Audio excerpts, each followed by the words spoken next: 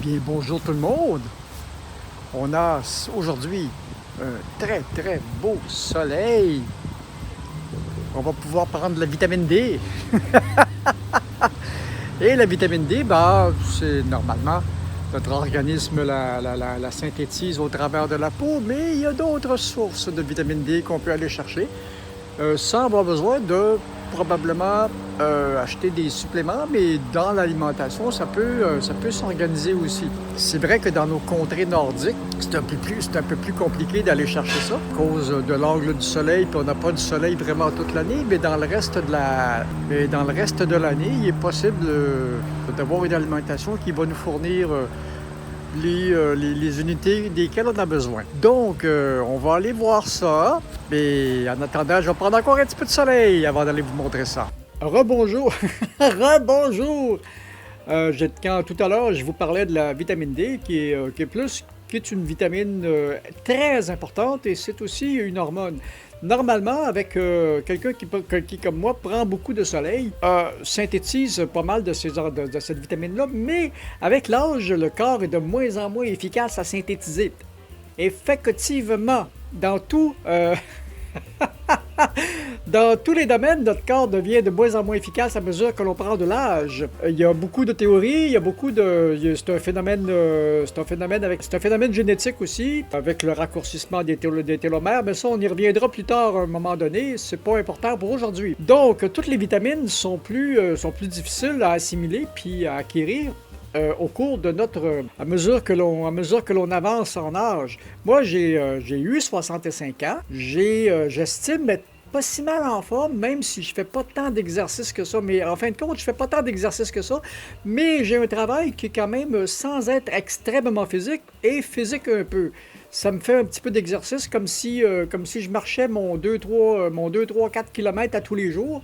Et puis, ça me permet aussi le travail que je fais me demande aussi pas mal de dextérité manuelle pour avoir une bonne qualité d'ossature, une bonne qualité musculaire, une bonne qualité de peau. Il y a toutes sortes d'éléments qui sont importants, mais la vitamine D est à peu près un des plus importants de la gang.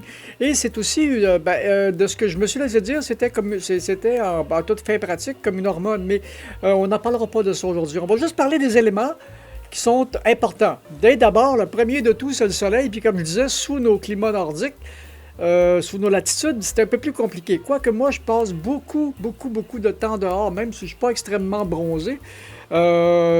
Puis, j'utilise pas de crème solaire non plus. Parce que la crème solaire bloque aussi beaucoup les rayons lumineux, puis va nuire à l'assimilation de vitamine D. Donc, ce qui est important, c'est pas de s'exposer au soleil jusqu'à temps qu'on cuise comme une tranche de bacon, mais d'avoir une exposition de 15-20 minutes au moins à chaque jour quand il fait un gros soleil. Ou si l'exposition est plus compliquée à avoir, ben là, ce qui est le fun, on est devant ici on est devant foie de morue. Bon, on est devant ici comment est-ce qu'on appelle ça? Devant un site internet qui nous donne quelques aliments qui sont très solides en vitamine D. Quand j'étais jeune, nos mères nous donnaient des cuillerées d'huile de foie de morue.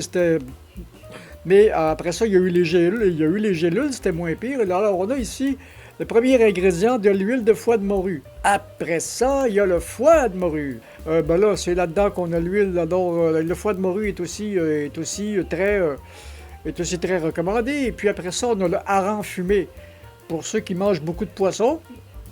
Parce que dans les poissons, c'est important de manger les poissons qui sont le plus bas dans la chaîne alimentaire. Et les harengs, je pense qu'ils en font partie. Faudrait que je vérifie.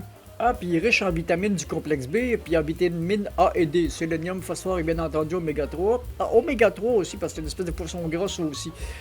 Bon, ok, c'est bon ça. Un autre poisson, c'est-tu un poisson gras ça aussi? On regardera ça à un moment donné aussi. Puis les sardines dans l'huile. Ah, ça, j'aime ça les sardines dans l'huile, c'est bon aussi. Puis les anchois. Pas seulement dans la sauce à salade César, on peut s'en servir beaucoup ailleurs, parce qu'on en a en version séchée, on en a en version dans l'huile, comme les sardines.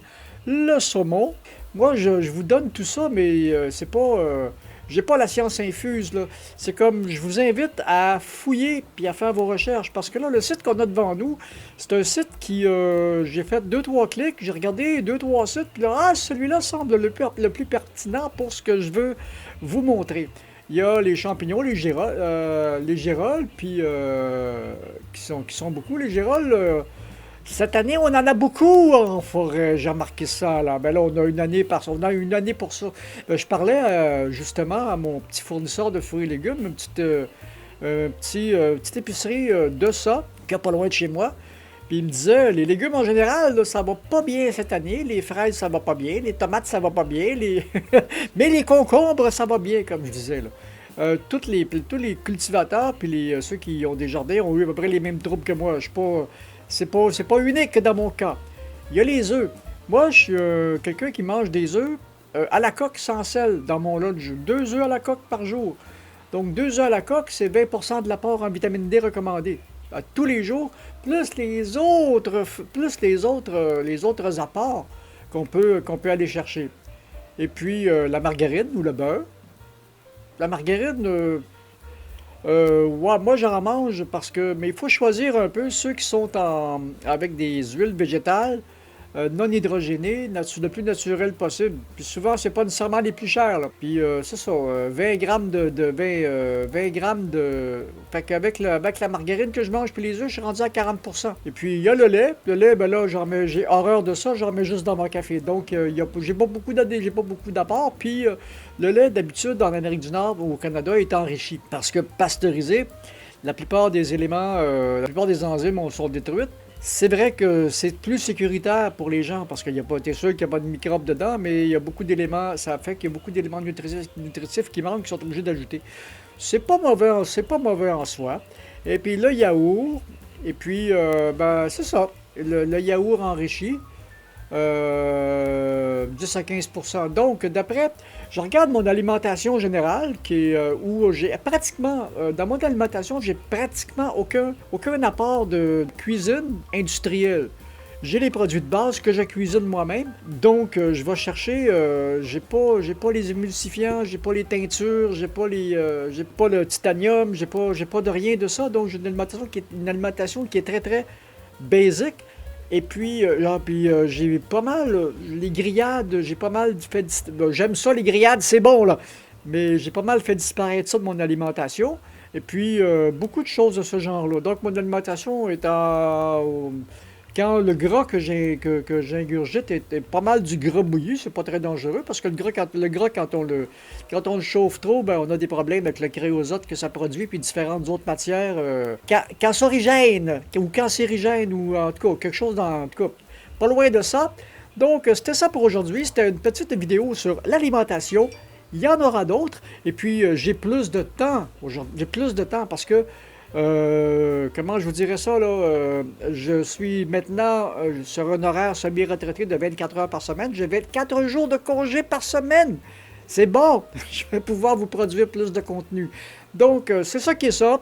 À la prochaine. Amusez-vous bien. Puis, ben, c'était ça pour aujourd'hui. Une petite vidéo d'alimentation. Après ça, ben là, j'ai d'autres projets à vous montrer parce que j'ai tout le temps plein de projets qui sont en marche. Avec la propriété, il y a tout le temps plein d'affaires à faire. Puis avec mes 2 véhicules et demi, parce qu'il y en a un qui traîne dans le fond de la cour qu'il faudrait que je fasse réparer, là, que je me décide. Ça fait 4 heures qu'il traîne, là. Il fonctionne encore, mais j'ose pas trop m'en servir d'y aller loin avec. J'ai peur de revenir sur un plateau. Donc, c'était ça qui est ça. À la prochaine. Amusez-vous bien. N'oubliez pas de vous abonner. Puis si vous avez aimé ça, ben donnez-moi un petit pouce qui fait plaisir. À la prochaine.